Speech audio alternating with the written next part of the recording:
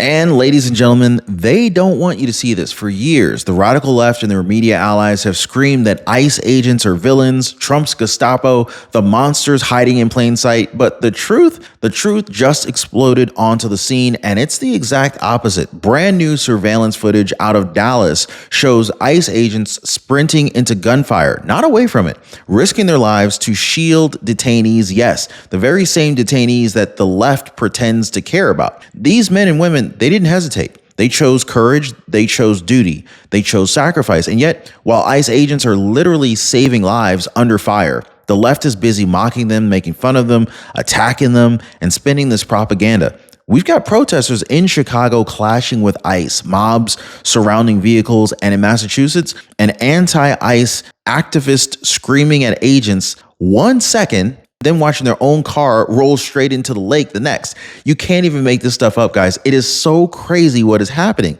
And this isn't just a story of hypocrisy. This is a story of heroes versus liars. And today I want to go ahead and rip that lie apart, all the lies, not just one, piece by piece. I want to show you exactly why President Trump has stood firmly behind these agents, why Democrats and their activist mobs try to destroy them. So buckle up, guys, because what you're about to hear, this is going to shock you. It's probably going to piss you off too.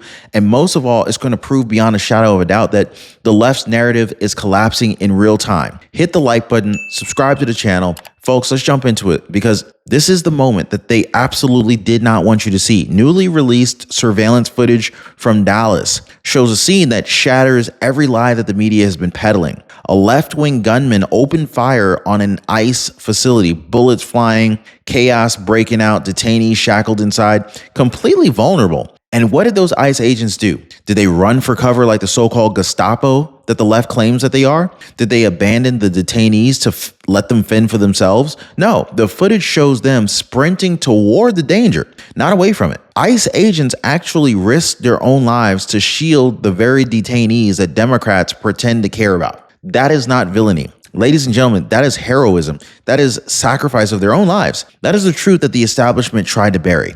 And the fact that it takes October 25, with President Donald J. Trump back in the White House for this footage to finally surface, I think this tells you everything you need to know about the corruption of the narrative game.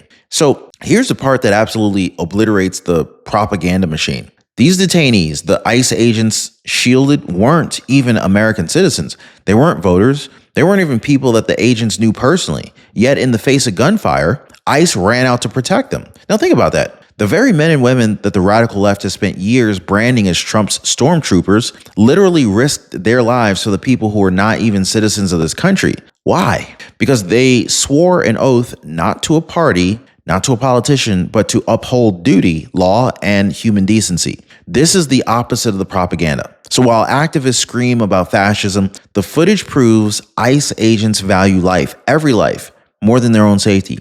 That is honor. That is courage. That is the America First sprint that President Trump talks about. And protecting order, protecting safety, even when it means protecting those who came here illegally. But the left, they don't want you to know this. They don't want you to see this footage because it destroys their entire narrative in one fell swoop. Now, let's put this into perspective because this didn't just happen overnight. For years, the radical left has waged a full-blown war to demonize ICE. Remember when they started calling them Trump's Gestapo? You guys remember that? Remember when activists built these apps to track ICE officers like predators hunting prey? You guys remember that ICE app? Yeah. Remember when Democrat politicians openly called for unmasking them, doxing them so mobs could show up at their homes and terrify their families? This wasn't just political rhetoric. This was calculated, a deliberate attempt to make ICE officers into villains, monsters in the eyes of the public. And why?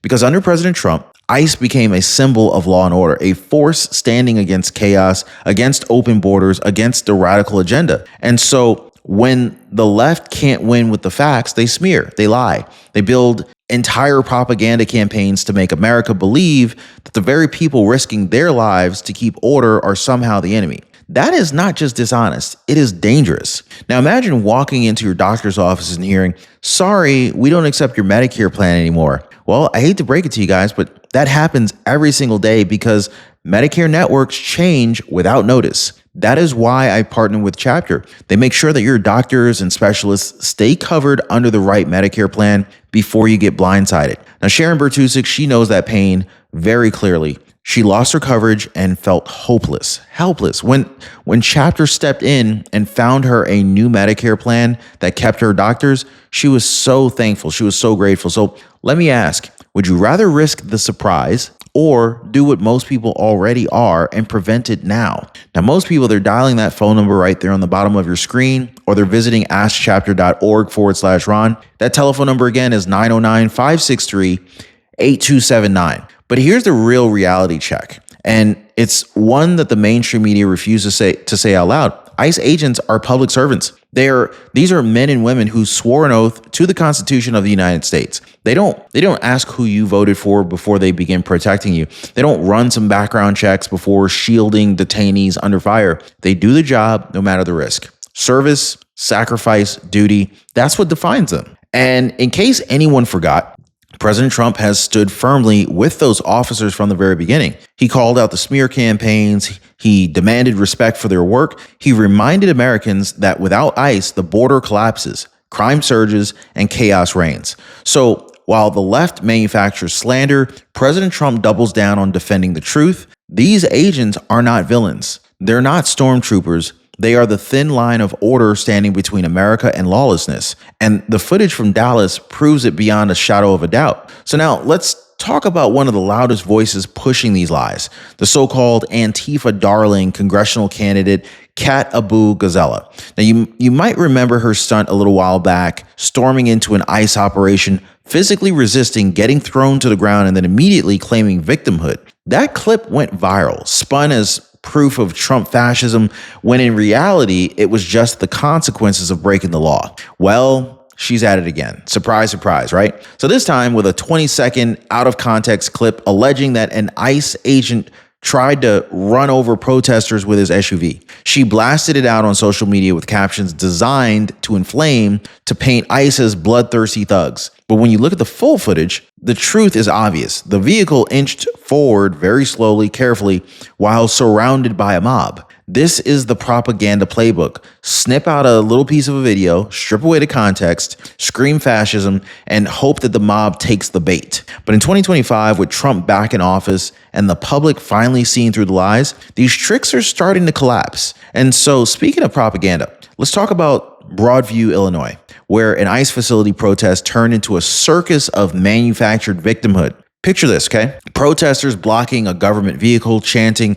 "Whose streets? Our streets," pounding on the hood, surrounding the car, a mob scene, pure intimidation. And yet the headlines, ICE agent threatens peaceful demonstrators. Peaceful, folks. If you're the agent, there's nothing peaceful about being surrounded by a violent mob. There's nothing peaceful about surrounding a federal officer's car, screaming in his face and obstructing a lawful operation. That is not a protest. That's harassment. That's mob rule. It's really obstruction of justice. The restraint showed by that agent in that moment should have been the headline. He didn't slam the accelerator down. He didn't escalate. He edged forward, cautious, disciplined, while under direct threat. But the activists clipped the footage, cut the context, and then blasted out the narrative that ICE agents are aggressives. This is the double standard. When mobs act like anarchists, they're called peaceful protesters. But when ICE shows restraint under fire, suddenly they're smeared as villains. It's completely upside down and backwards. It's like, it's projection. It's dangerous. So now, sometimes the truth reveals itself in ways that are so ironic you almost couldn't script it. So take what just happened in Massachusetts. An anti-ICE protester stood outside shrieking at agents, waving their fists, screaming the same tired talking points about fascism and oppression, right? But when they were putting on their little performance, they forgot one key detail. The car was still in gear. That's right, guys. So as they're yelling at ICE agents, their own vehicle rolled straight into a lake. The footage went viral for obvious reasons. It's the perfect metaphor. While activists are busy screaming at the men and women who are keeping order, their own world is sinking behind them. And the media, silent, no wall-to-wall coverage, no outrage, because it just doesn't fit their narrative. Now, my only question is, how are they going to explain that to their insurance company? Yeah, so this is the contrast. ICE agents are dealing with mobs, gunfire, life or death decisions on a daily basis, and they're showing discipline. Meanwhile, Anti-ICE activists can't even manage to keep their own cars on dry land. And yet, we're supposed to take their moral authority seriously? That's laughable, guys. So let's go ahead and head back to Chicago. This is where things reached another boiling point. So a protest outside the ICE facility quickly turned violent. Agents pepper sprayed, mobs slashing tires, protesters surrounding vehicles and blocking operations. It was chaos, pure and simple. And yet, what did ICE do? The same thing that they've always been doing, the same thing they've been doing all along, showing restraint. Despite being physically attacked, despite facing mobs emboldened by Democrat politicians and leftist media, ICE agents held the line. They didn't retaliate with the full force that they could have. They didn't escalate. They stuck to discipline, to law, to duty. But how did the coverage frame it? Not as law enforcement under siege, not as federal officers trying to restore order. No, they painted the protesters as victims, as if blocking officers, damaging property, and instigating violence was civil disobedience. Folks, this is projection at its finest. The aggressors get painted as martyrs, and the defenders of order get branded as the villains. This is exactly why the left doesn't want this footage circulating, because it destroys their facade, which is exactly why you need to share this video right now with everyone you know. So here's where it all comes full circle. The radical left has spent years screaming that ICE agents are fascists, they're abusers, they're killers. But look closely at who's really acting like aggressors. It's the mobs that are surrounding the vehicles, pounding on the hoods, trying to intimidate federal officers. It's the protesters that are slashing tires, blocking operations, and escalating into violence. This is projection, plain and simple. Accuse your opponent of the very thing that you're guilty of. They yell fascism while they're behaving like street militias. They cry abuse while harassing officers' families and trying to expose their private information. They claim ICE is a danger to the community while ICE agents are literally risking their lives to protect communities. And who amplifies this projection? Democrat politicians, activist groups, and the corporate press. They run cover for the aggressors, shielding them from accountability while doubling down on the smears against law enforcement. It's not just hypocrisy, it's strategy. And it's one that's finally unraveling under the weight of undeniable truth. Now, let's get real serious here, guys, because this isn't just about words. Propaganda has consequences. Every time a Democrat compares ICE to Gestapo, every time activists spread doctored clips, every time the media paints mobs as heroes, they make life more dangerous for the men and women on the front lines. ICE agents are being hunted, harassed, attacked. Not because of what they've done, but because of the lies that were told about them. Families live in fear. Officers are walking into situations where they don't just face the criminals, they face angry mobs that are whipped up by these false narratives. And that's not only reckless, but it's deadly. Now, if you contrast with President Trump's approach, he has never wavered in defending these officers.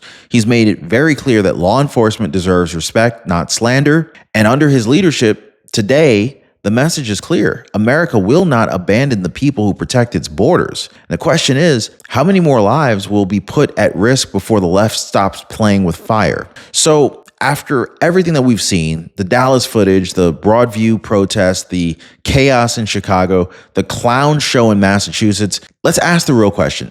Who are the real villains? Who are the heroes? The heroes are ICE agents sprinting into danger to shield detainees, the officers holding the line in Chicago, the men and women who take the oath seriously, even as mobs scream in their faces. The villains are the activists twisting footage, the politicians amplifying the lies, and the media trying to bury the truth. This is not complicated. It's heroes versus liars, courage versus chaos, order versus mob rule. And today, with Donald J. Trump back in the White House, the truth is finally breaking through the propaganda. So don't let them spin you. Don't let them bury the footage. Share the truth because they don't want you to see this. And now you have. Like, subscribe. I'll see you next time.